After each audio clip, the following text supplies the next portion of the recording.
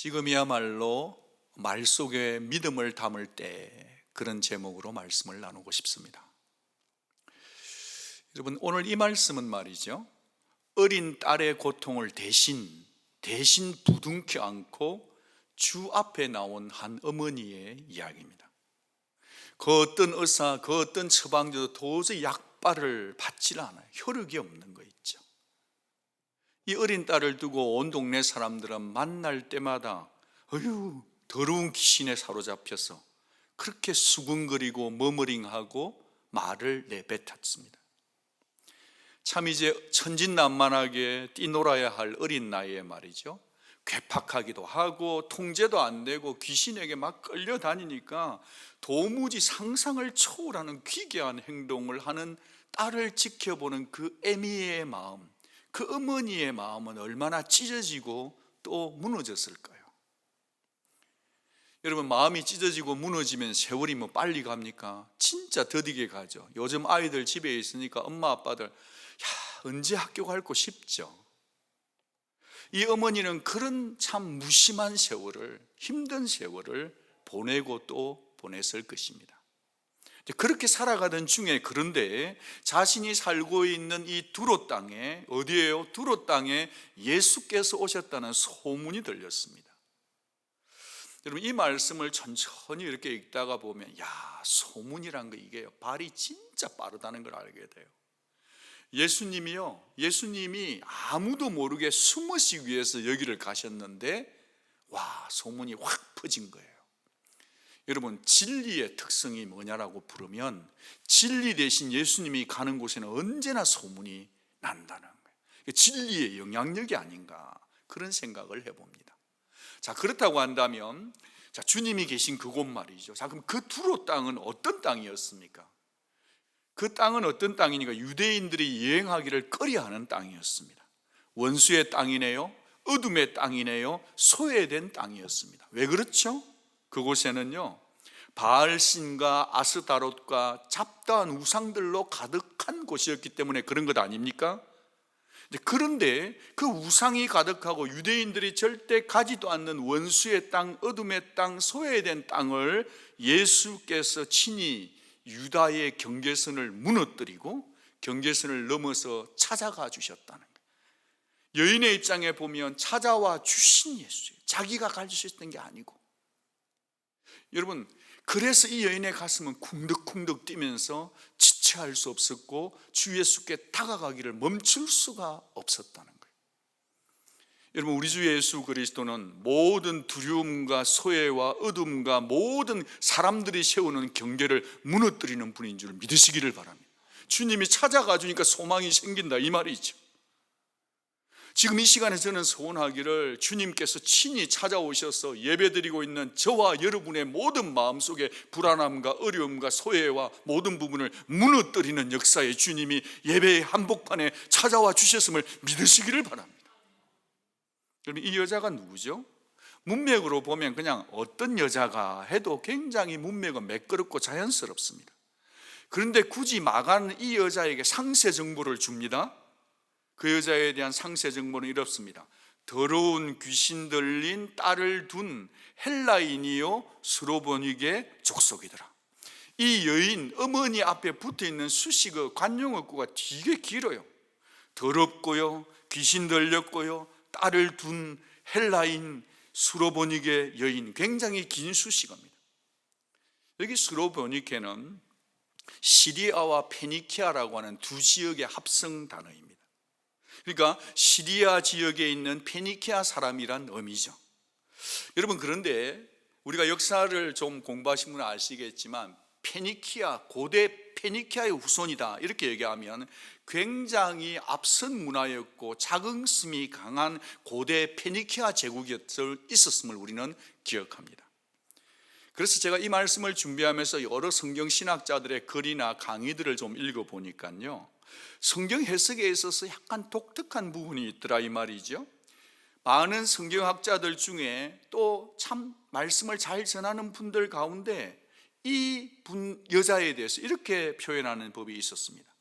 이 여자가 페니키아의 후손이었기 때문에 굉장히 이 여인은 도도할 뿐 아니라 부유층일 뿐 아니라 귀족적인 여성이었을 거다, 그런단 말이에요. 그리고 또 그녀가 헬라인이라는 것을 두고 말이죠, 단순히 그냥 헬라 말 조금 하는 정도가 아니라 헬라식 교육을 받은 여성이었을 거다, 그렇게 설득하는 거예요. 굉장히 타당성이 있어요. 여러분, 이 타당성이 있는 이 여인을 인정하고 이 설득을 우리가 인정한다면 이 여인은 어떠냐면, 이 여인은 갑이에요. 갑. 이 여인은 갑이에요. 예수님과 그의 제자들은 완전 시골 깡촌인데다가 문화적으로 뒤처진 민족이었는데다가 식민지 민족이었으니까 이 여인이 오히려 갑이고 예수님과 그의 제자는 뭐다? 을이다. 그러니까 제 딸이 아무리 귀신 들렸다 하더라도 자기는 그래도 선진 민족이고 선진 문화고 교육을 받은 귀족 출신의 여인이 아무리 딸이 귀신을 들렸더라도 시골 깡촌에 젊은 랍비였거든요. 그 사에게 나와서 굳이 무릎을 꿇는다는 것, 이것은 어렵다 싶다, 어려웠을 수 있겠다. 보통 결심 아니고는 어렵다라는 것을 우리는 기억해야 할 것입니다. 사실 성경을 그동안 읽다가 저는 이런 생각을 그렇게 많이 해보지 못했는데 우리의 상식을 뒤집는 설득력 있는 이야기였습니다. 그러나 그럼에도 불구하고 저는 일반적인 정리를 그냥 하고 싶어요. 여러분, 이 그녀는 북아프리카 해안에 있는 리비아 페니키아인이 아니었습니다. 그녀는 시리아 지방에 속한 베니케 사람이었습니다. 그러니까 그렇게 막 잘 나간다든지 막 그렇게 부유층이다, 거기에는 약간 거리가 멀다라는 생각을 정리를 해보고요. 그리고 이 여자가 헬라 말을 한다는 것은요, 그냥 보통 그냥 헬라 말 좀 하네, 평상시 언어 좀 하네, 그런 정도로 저는 이해가 되어집니다. 살아야 되니까 말이죠.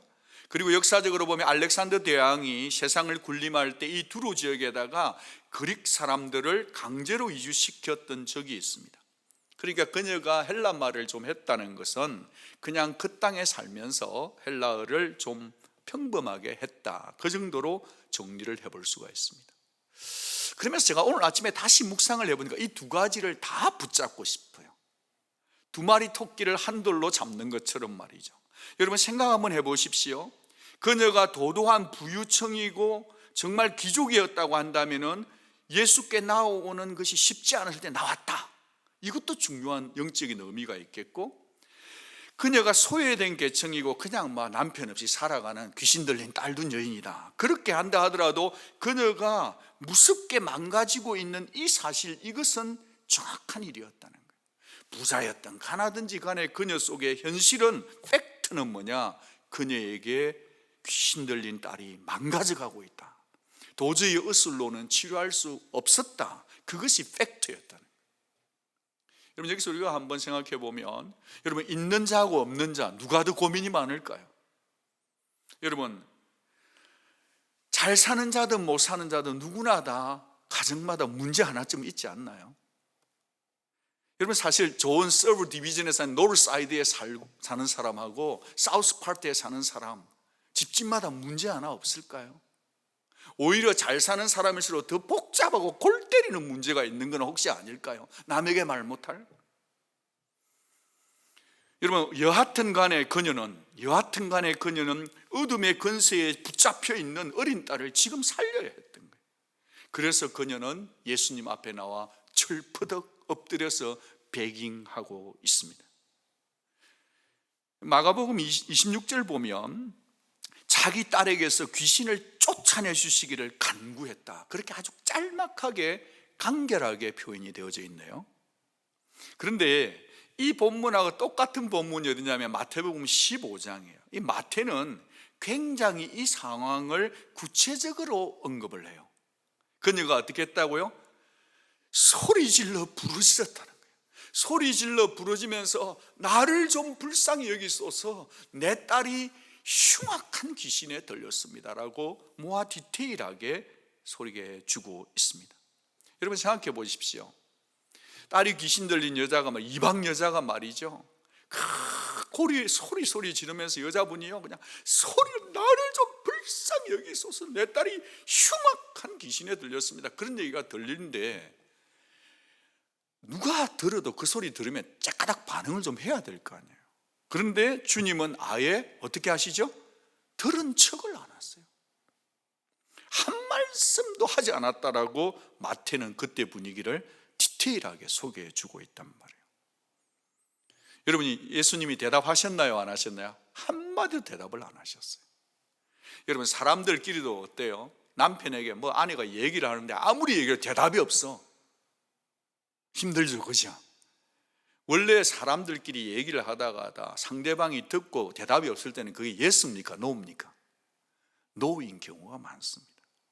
하나님과 우리 사이도 좀 그런 거 있지 않나요? 기도 응답이 계속 늦추어질 때 어떻습니까? 하나님이 내 기도를 응답하지 않았다는 것도 잠깐 속상하지만 하나님이 내 기도를 제꼈다라는 생각, 하나님이 침묵하는 것 때문에 때로 우리는 너 힘들어 하잖아요. 그런 거 몇 번 겹치면 그 다음에는 기도할 마음이 잘 안 생기는 것이 하나님 사이에서 우리 사이의 관계 아니냐, 그런 말이죠. 그런데도 예수님은 지금 침묵하고 계신다는 거예요. 너 소리 지르면 질려, 난 넌 쳐다도 안 봐, 그런 느낌인 겁니다. 여러분 혹시 손녀딸하고 같이 있거나 딸하고 같이 있을 때 말을 잘 듣던 애가 말 안 듣고 있는데 땡꼬지 피우고 있을 때요, 어떨 때는 아무리 울어도 그냥 너 고함 질러, 남 안 들려, 그러면서 막 그럴 때 하는 어머니처럼 분위기가 되게 쌀쌀 맞아요.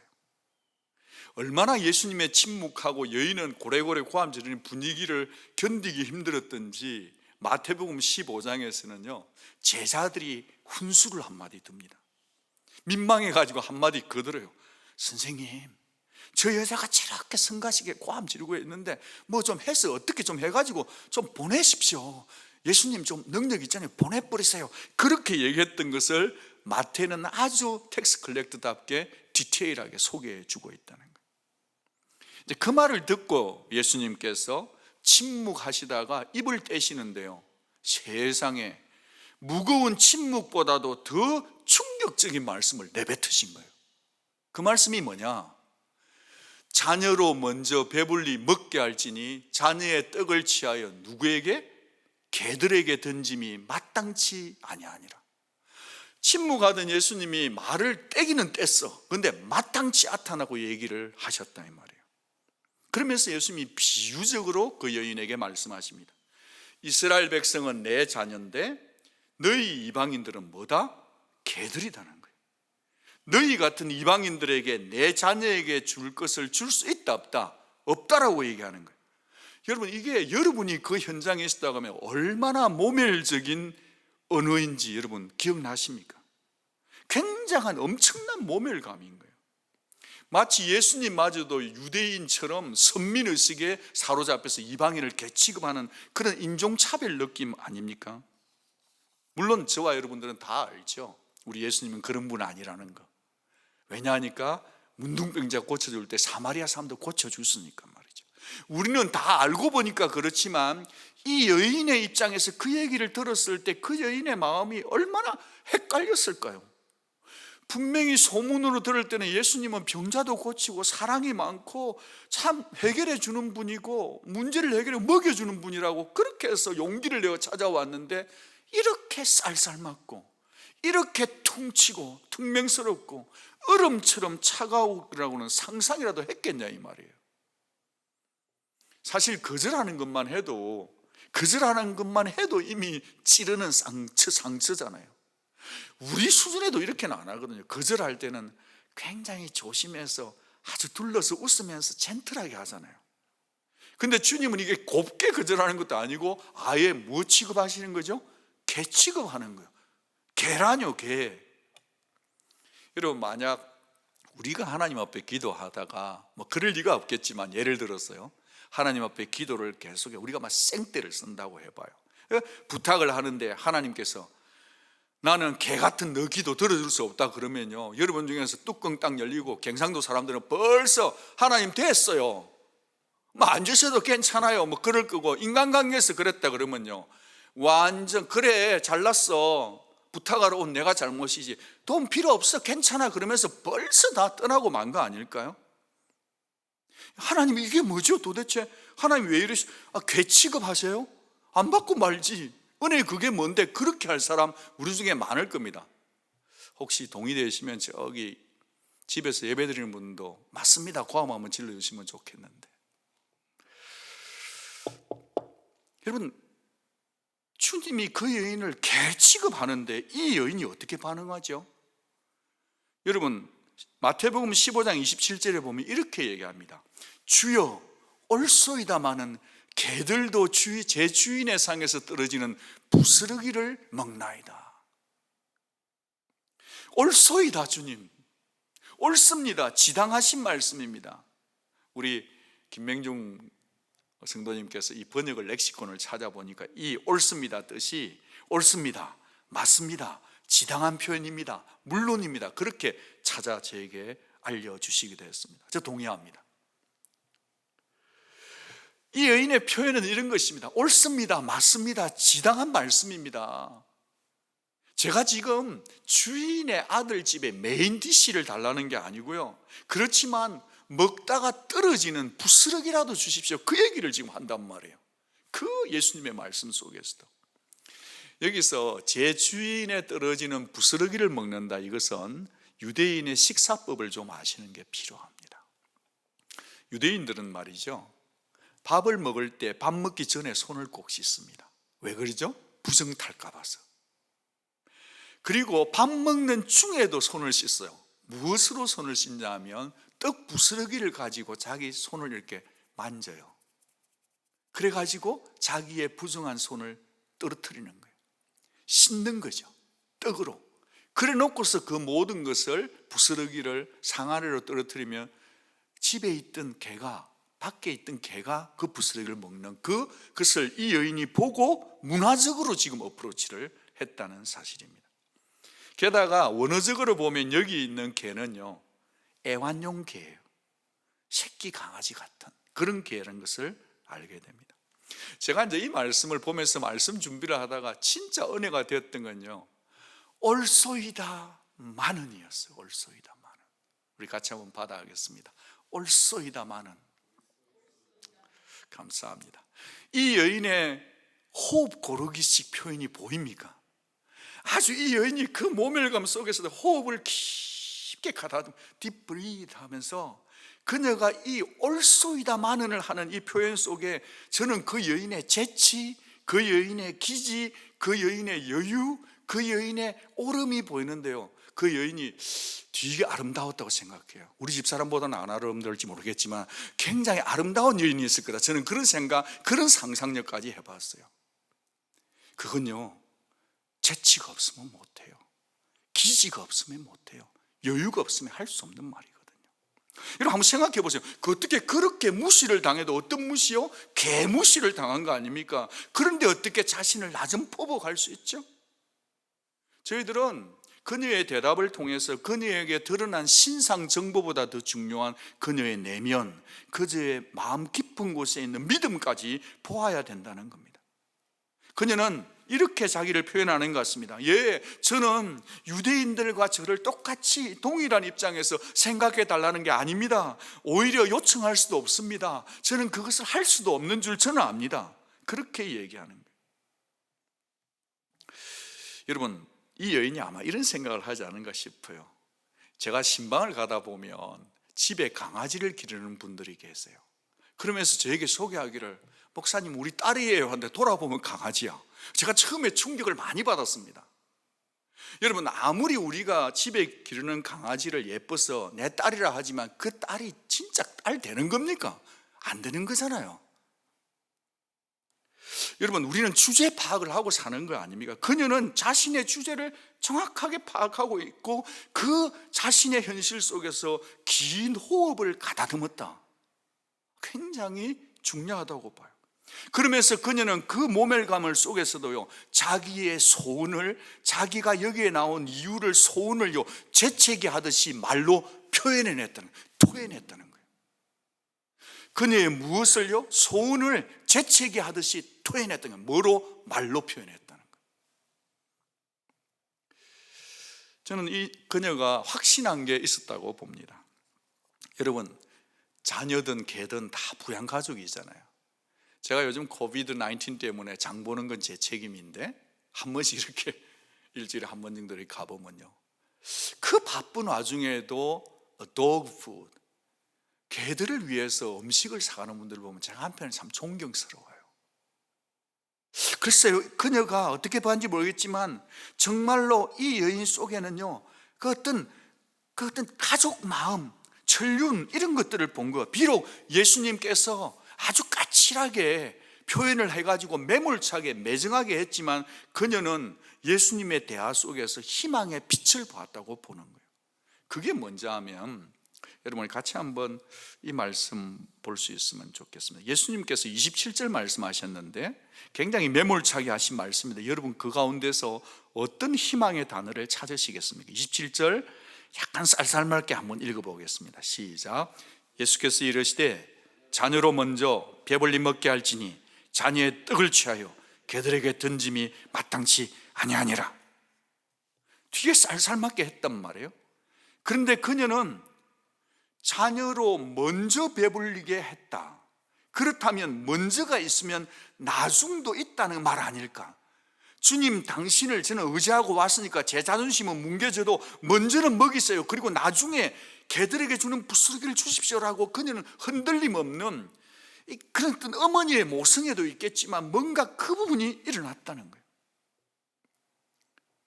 주여 올소이다마는 개들도 주인의 상에서 떨어지는 부스러기를 먹잖아요 라고 말했는데요, 주님의 얼굴이 처음에는 쌀쌀쌀이었는데 아주 환하게 밝아졌어요.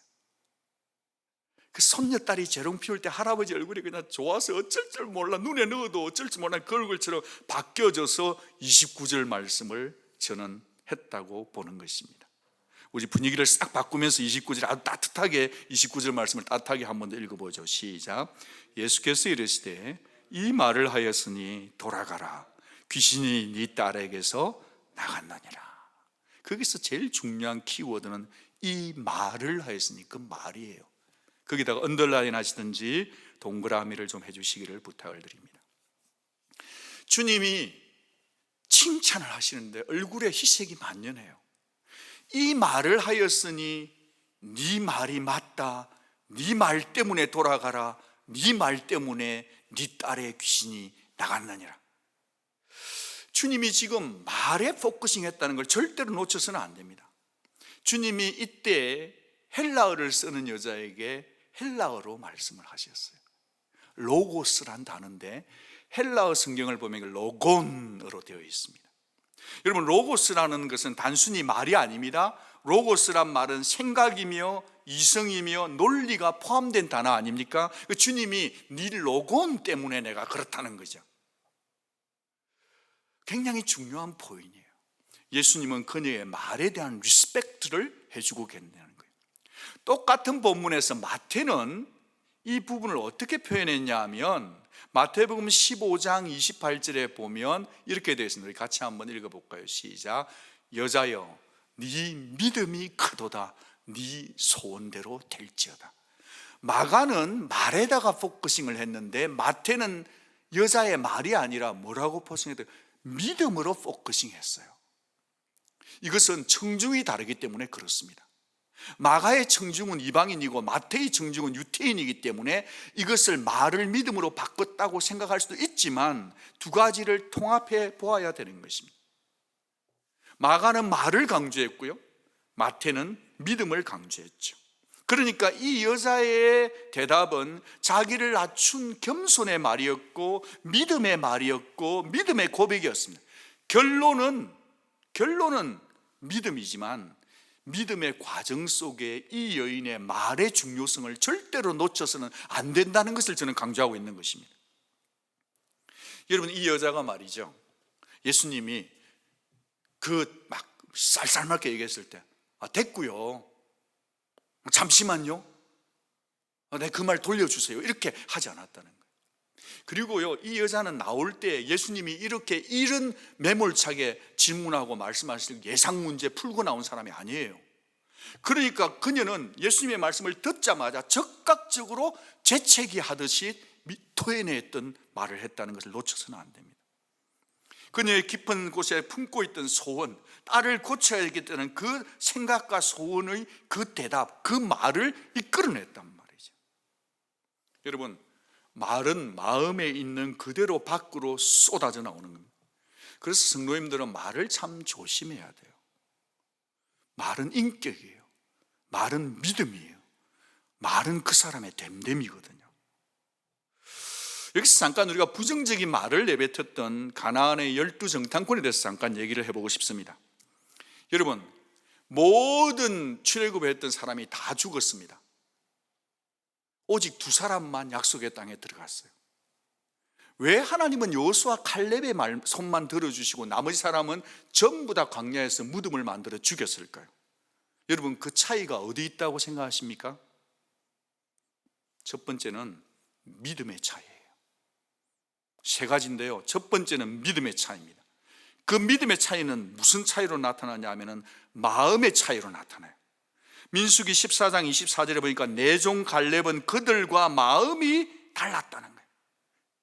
나를 온전히 따랐다. 그러니까 믿음의 차이는 마음의 차이로 갑니다. 그리고 마지막에 이 마음의 차이는 어디로 가냐면 말의 차이로 간다는 거예요. 믿음의 차이는 마음의 차이를 만들고, 마음의 차이는 무슨 차이를 만든다? 말의 차이, 말의 표현력에서 차이가 난다는 것입니다. 여러분, 다 같이 민수기 14장 28절 말씀을 큰 소리로 한번 읽어보겠습니다. 같이 파워포인트를 보고 읽겠습니다. 시작. 여호와의 말씀에 내 삶을 두고 맹세하노라. 너희의 말이 내 귀에 들린 대로 내가 너희에게 행하겠다. 너희의 무엇이요? 너희의 말이요. 그러니까 무슨 말이죠? 믿음과 마음과 말은 삼박자예요. 같이 가는 거예요. 전자회로처럼 연결되어 간다는 거예요. 절대 따로 국밥 될 수 없습니다. 하나님은 속지 않으세요. 에이, 내가 말을 잘못했어. 내가 그 말 안 하려고 했는데, 그런 거 아니에요. 분명히 말이 나온 것은 쏙이 나온 거예요. 쏙이 나왔던 건 마음이 나온 거, 마음이 나왔던 건 믿음이 나온 거란 말이에요. 여러분, 불신하면 부정적인 말을 합니다. 믿음이 있으면 믿음 담긴 말을 하게 됩니다. 여러분, 축복합니다. 이 코비드-19이 아무리 어렵고 힘들게 되어도 여러분은 어떤 상황, 어떤 조건에서 누구를 만나든지 간에 믿음의 말을 실천하는, 말의 표현력에 승부를 걸 줄 아는 믿음자들이 될 수 있기를 주의 이름으로 축복합니다. 여러분 중에는 좋다 그러면 오늘부터 내가 말하면 잘해봐야지 해가지고 막 한번 이런 생각할지도 모르겠어요. 그래, 이제부터 나는 긍정적이고 적극적인 말만 할 것입니다. 목사님 두고 보세요 하는 분이 계신다고 있겠죠. 여러분, 근데 그게 쑥쑥 우리 원하는 대로 됩니까? 여러분, 긍정의 힘을 믿어볼까요? 적극적 사고 훈련을 한번 해볼까요? 자기 확신에 가득한 말을 하기 위해서 마인드 컨트롤 한번 해볼까요? 약간의 도움은 될지만 그게 궁극적으로 우리의 말을 통제하지 못해요. 여러분, 저는 지금 그 말씀을 드리고 싶은 것이 아니라 여호수아 칼렙이 그랬던 것처럼, 전심으로 말을 했던 것처럼 눈앞의 현실 앞에서, 이 코비드의 현실 앞에서, 눈앞의 현실 앞에서 현실을 보는 게 아니라 약속하신 하나님의 성품과 그분의 입에서 나온 말씀을 따라가는 신앙이 되어야 될 줄로 믿습니다. 그게 먼저라는 거예요. 우리의 표현이 말이 제대로 된다는 것은요, 내가 한번 오늘부터 말 조심해야지, 절대 아닙니다. 하나님과 그분의 말씀이 내 입술에 항상 살아있을 때, 그때 우리는 믿음의 말을 할 수 있는 줄로 믿으시기 바랍니다. 하나님의 말씀이 내 속에 남아있을 때 내 믿음으로 생각하네요, 믿음으로 내 마음이 지켜지네요, 믿음 담긴 말을 표현해낼 수 있다는 거죠. 여기까지 정리를 해놓고 다시 한번 그 여자의 고백 첫 번째로 한번 가보고 싶은데, 우리 같이 한번 말씀을 읽고 28절 말씀입니다. 같이 한번 읽겠습니다. 시작. 여자가 대답하여 이르되 주여 올소이다. 그 주여, 마가복음 7장 28절입니다. 여자가 대답하여 이르되 주여 올소이다마는, 주여, 그 주여에다가 동그라미를 좀 해주시기를 바랍니다. 여러분, 제가 여러분께 알려드리겠습니다. 여러분, 예배를 잘 드리고 계셔서 제가 연구한 것을 잘 나누고 싶습니다. 여기서 제가 강조하고 싶은 게 있는데요, 마태, 마가, 누가, 요한 이 사복음서가 참 중요한데 그 중에 제일 먼저 쓰여진 것이 뭐죠? 마가복음입니다. 마가복음이 오리지널이에요. 원조 맛집이에요. 나머지는 에디팅하고 들어간 겁니다. 그런데 이 마가복음서가 제일 중요한 거라고 치잔 말이에요. 나머지는 더한 거니까 이 마가복음서 1장에서부터 지금 여기까지 왔는데 예수님에게 주여라고 고백한 첫 번째 여인이 누굴까요? 바로 이 수르보니게 여인이라는 거예요. 하늘 보자 버리고 이 땅에 오셔서 병을 고치시고 하나님 나라를 선포하고 모든 것을 다 하셨는데 그 모든 것에서 예수님께 대하여 신앙 고백이 정확했던 사람은 유대인도 아니었어요. 제사장도 아니었어요. 제자들도 아니었고 누구였다? 이방 여인. 누구였다? 수르보니게 이 여인이라는 이 사실을 절대로 잊지 마세요. 이건 진실이에요. 진리예요. 이방 여인에게서 처음으로 예수가 누구신지가 밝혀졌다는 이 진리를 믿으셔야 되는 거예요. 귀중한 진리예요. 여러분 아시다시피 주는 퀴리오스, 즉 로마 황제에게만 쓰는 호칭 아닙니까? 심지어 이 여자가 마태복음 15장 22절에 예수께 나왔을 때는요, 나오면서 크게 소리 질렀는데 주 다윗의 자손이여 나를 불쌍히 여기소서. 주 다윗의 자손. 오늘이 사실은 종려주일입니다. 종려주일의 첫 번째 노래는 다윗의 자손 예수여 호잔나 호잔나 Have mercy on us. 이 종려주일의 대표자, 첫 번째 종려주일 누구 했냐? 저는 수르보니게 여인이라고 본다는 거예요. 그녀 속에는요 믿음이 있었습니다. 다윗의 자손으로 오신 그분 예수가 바로 누구다? 주다. 주만이 불쌍히 여겼으면 낫는다. 주만이 내 딸을 고칠 수 있다. 그 믿음을 가지고 있었다는 거예요. 아멘. 여러분, 우리는 지금 언제까지일지 모르는 정답 없는 긴 코비드-19을 지나가고 있습니다. 이 어려운 시기 가운데 주 다윗의 자손이여 나를 불쌍히 여기시고 우리 가정을 불쌍히 여기시고 내 자녀들을 불쌍히 여기시고 이 미국을 불쌍히 열방을 불쌍히 여기는 이 고백이 저와 여러분 것 되기를 주의 이름으로 축복합니다. 아니 그러면 우리에게 궁금증이 생기잖아요. 아니 이렇게 이 여인은 어떻게 해서 이렇게 예수님을 제대로 알아봤을까요? 유대인도 아니고 제사장도 아닌데 제사도 아닌데. 여러분 마가복음 3장 8절을 보면 예수님이 유대와 예루살렘과 이두메와 요단강 건너뿐 아니라 또 두로와 어디에서? 시돈에서 많은 무리가 그가 하신 큰 일을 듣고 나와대 들었다는 거예요. 마태복음 4장 24절에도 보면 그의 소문이 온 수리아에 퍼졌다는 거예요. 소문이 퍼진 거예요. 사람들이 모든 앓는 자, 각종 병에 걸려 고통당하는 자, 귀신 들린 자, 간질하는 자, 중풍병자들 데려오니 그들을 고치셨다는 거예요. 소문이 퍼졌습니다. 여러분 질문, 여러분 소문이 다 퍼지고 병이 다 나았으면 그 사람들이 전부 다 예수님 믿습니까? 아니던데요. 10명의 눈병자가 다 병이 나았는데 돌아와서 감사한 자는 몇 명이었죠? 10명입니까? 9명입니까? 8명입니까? 아니던데요. 오직 한 사람인데 그 사람도 유대인 아니던데요. 사마리아 사람이던데요. 오병이어에 그렇게 많이 먹고 다 배 퉁퉁 쳤지만 그 사람 배부른다고 예수 믿읍니까? 아니에요. 빵만 먹었을 뿐이지 예수 믿은 게 아니라. 근데 이 여인은 달랐다 이 말이에요. 사람들의 소문을 통해 기적에만 눈이 멀은 게 아니라 그분이 누구신가? 마가복음의 주제는 Who is this? 그분이 누군가를 아는 거예요. 영적인 눈으로 예수를 이해했다 이 말이에요. 영적인 눈으로 이적을 해석하는 그것을 표적이라 그래요. 그러니까 이 여인은 수많은 이적 속에서 예수님 속에 메시아적인 사인이 있다는 것을 발견하고 들었던 것입니다. 예수의 가르침을 통해서든 아니면 병 아픈 사람이 나았던 것을 보고서든 간에 그녀 속에는 차곡차곡 믿음이 쌓였는데 예수, 그는 주요 메시아라는 믿음이 쌓였다는 것입니다.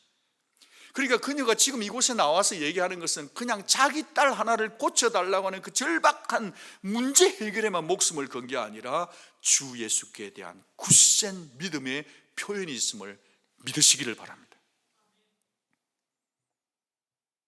이런 수르보니게 여인의 믿음 앞에서 우리 속에 우리의 믿음의 수준을 한번 돌아볼 수 있으면 좋겠어요. 여러분 이 코비드-19 속에서 우리의 믿음이 어느 정도 수준이죠 지금? 우리 속에는 오직 주 예수 하나밖에 없다는 믿음이 있습니까? 오직 주 예수 은혜밖에 없다는 믿음이 있습니까? 혹시 우리의 믿음이 출장 가는 거 아닙니까? 혹시 우리의 믿음이 두려움에 사로잡히고 있는 것 아니냐고 묻고 싶습니다. 오직 예수님 밖에 답이 없습니다. 오직 주님 주시는 부스러기 은혜면 이 땅을 고치기에 충분하다고 믿는 우리 온누리 성도 되기를 주의 이름으로 축복합니다. 그것이 먼저입니다. 먼저. 저는 이 말씀을 보면서 은혜 받았던 것이 이 여인이 찾아와서 예수님께 취한 몸의 태도예요. 몸의 태도. 어떻게 했죠? 엎드렸어요. Fell at his feet. 엎드려서 말했다는 거예요. 제가 며칠 전에 뉴욕에서 목회하는 친구 목사와 대화를 했습니다. 둘이서 같이 기도했습니다. 그분이 그런 말씀을 하던데요. 목사님, 뉴욕의 자존심이 엎어졌습니다. 월스트리트가의 전 세계 금융 경제 모든 것을 지고 흔들던 뉴욕이 무너졌습니다. 뉴욕의 수많은 마천루 빌딩 속에 수많은 세계의 중심이고 자존심이던 그 뉴욕이 지금 거의 셧다운 되듯이 무너져 내렸다. 이전에는 911 때문에 무너졌는지 모르지만 지금은 코비드라고 하는 그 한 가지를 놓고 무너져 있다. 엎드려 있다는 거예요. 그건 저는 이렇게 외치고 싶습니다. 제가 그 목사님하고 얘기했습니다. 목사님, 그러니까 지금 뉴욕이 소망이 있는 거 아닙니까? 다른 것이 엎드린 게 아니고 지금 이 엎드러지고 경제적으로 코비드 때문에 무너져 있지만 우리가 만약에 마음을 다해서 하나님 앞에 가서 하나님 앞에 엎어지고 하나님 앞에 다가가서 우리가 회개기도 하고 우리가 정말 하나님 앞에 강청해서 주여 옳습니다, 이렇게 이루어지는 게 맞습니다. 우리가 죄를 지었습니다. 우리가 하나님을 역했습니다. 우리가 창조 질서를 어겼습니다. 우리가 수많은 사람을 낙태시켰습니다. 우리가 잘못했습니다. 하나님 앞에 교만 떨었습니다 라고 회개기도 하면 아직 소망은 있다라고 선포하고 기도했습니다. 어디 뉴욕 분이겠습니까? 저는 종려주일 예배를 같이 못 드린 게 너무 속상합니다. 금요일 저녁에도 다 같이 모여서 우리 죄를 위해서 죽으시고 부활하신 예수를 예배드리지 못해서 속상합니다. 세례를 베풀지 못해서 하나님 앞에 너무 죄송합니다. 부활절 예배를 다 같이 드리지 못해서 죄송하고, 그래 코비드-19 때문에 불안 떨고 그 인정을 하지만 죽을까 봐 두려워 떨고 있는 우리들을 그냥 몸뚱아리가 영혼까지 살려주기 위해서 십자가에 죽기까지 사랑해 주시고 피를 쏟아주신 그분 앞에 영광 돌리지 못하는 것 때문에 우리는 지금 가슴 아파야 되는 거예요. 여러분, 이번 한 주간 시간이 되면 잠깐이라도 교회 오셔서 본당 문을 열어놓을 테니까 이 한 주간 짧게라도 30분이라도 교회 와서 기도하고 하나님 앞에 회개하고 이 땅을 위해서 기도하고, 우리가 엎드리고 이 콘크리트 바닥에 엎드리고 카펫이 엎드리고 의자 위에서 무릎 꿇고 엎드리면 아직 소망이 있는 줄로 믿습니다. 이 모든 시기에 우리가 뒤로 물러가지 맙시다. 머리 빳빳하게 들지 맙시다. 주여 옳소이다마는, 이렇게 하는 것 주님 옳습니다마는, 이 여인의 고백을 우리의 입술 근육의 고백의 훈련으로 기도의 첫 문장으로 입을 떼며 회개하고 강청기도할 때 이 땅은 소망이 있는 줄로 믿습니다. 말씀을 마무리하고자 합니다. 코비드-19 상황은 더 길어지고 있고 더 답답하고 더 어려워지고, 정부에서 책을 이시해주고 비즈니스 인주리 이런 부분을 해주고 PPT를 해주고 하고 있지만요, 우리 중에 얼마나 답답하고 어렵겠습니까?